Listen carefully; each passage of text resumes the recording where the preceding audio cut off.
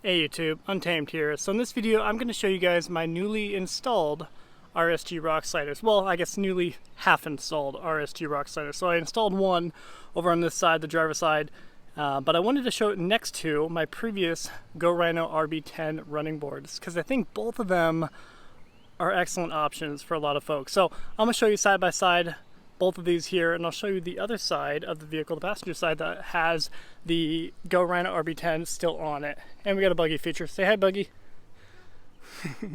So I'll show you them side by side here, but I wanted to get your thoughts because each of these, obviously they serve two very different purposes. One's a side step, right, with plenty of traction, has a bedliner finish, whereas this one is a little bit more purposeful. If you're going to be off-roading, it's going to prevent you from actually damaging your vehicle and your doors and your underside of your vehicle. You'll get hung up on the sliders here rather than the underside of your vehicle and the rocker panels. So I'm going to show you, these are the Dom TIG weld rock sliders with the kick out with the traction cuts. Obviously these being the traction cuts up top. Huge fan of RSG. No, they didn't give me these sliders. I bought them from them, but I have always purchased from them, and they've always, I don't know, I think they do an excellent job. Westcott Designs, they do too, so both of them are excellent companies. It's a win-win to pick between the two of them, really. I do like this. I like their little design back here, the RSG logo with the mountain cut. I think that's pretty sweet.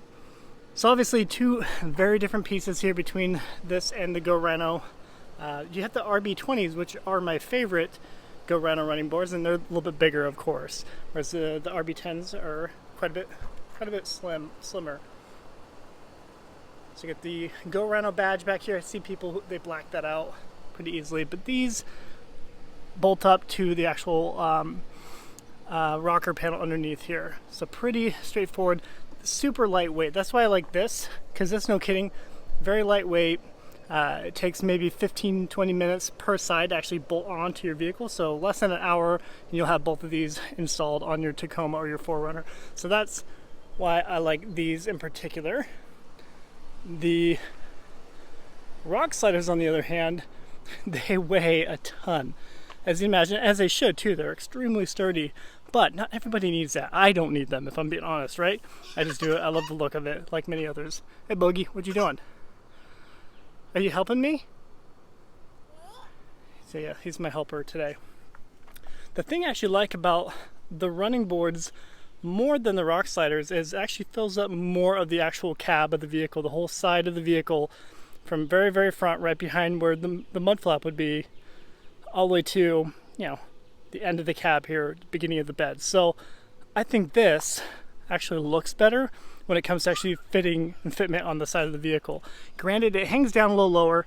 That's the bummer, I think.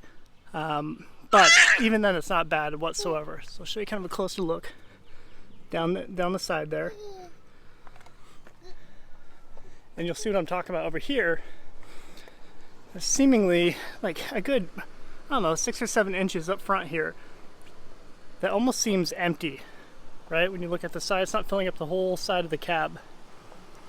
So, c'est la vie. I mean, it's more of a function over form, or form over function, I should say, or function over form, excuse me. Whereas this is, just a step. It's not going to prevent you from getting high-centered or anything. It's going to rip off in a second.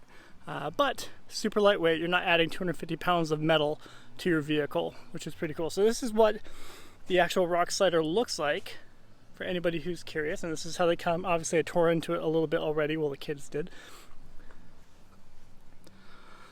But this entire metal plate goes straight up to the frame, bolts up to the frame, I think in 11 different spots, 11 different bolts.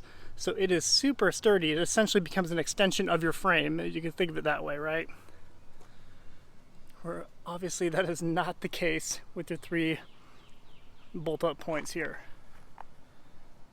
But for simplicity's sake and affordability, these cost a lot less too. These are, I think, with the price of metal going up and everything, I think these are, I think what, $1,200, $1,300, depending on, the exact weld that you choose, and if you want flat, if you want the traction cuts, if you want the kick out, powder coated, blah blah blah, you can run the price up.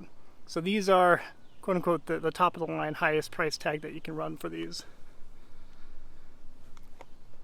So let me know what your thoughts are. Obviously most people are going to like the RSG sliders, I get it, but I think for a lot of people, I don't think they should be so quick to overlook the GoRhino RB10s here, or the RB20s if you have a Tundra in particular. So let me know what your thoughts are. Appreciate you watching as always. Till next time.